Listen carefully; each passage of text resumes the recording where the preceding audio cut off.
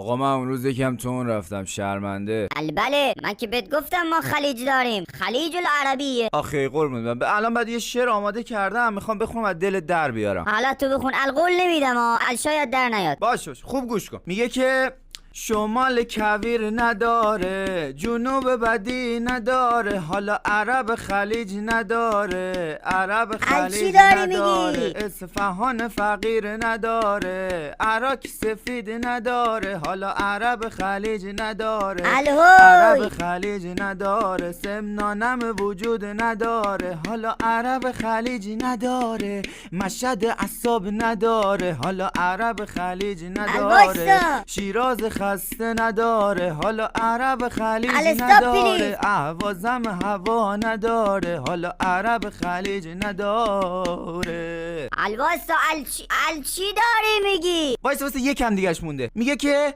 اردبیل گرما نداره، گیلان برنج نداره، حالا عرب خلیج نداره، عرب خلیج نداره، تهران آلودگی نداره، حالا عرب خلیج نداره، بوشهر سرما نداره، حالا عرب خلیج نداره، بندر که جنسی نداره، اصلا قزوین که ترس نداره، عرب خلیج نداره، عرب خلیج نداره.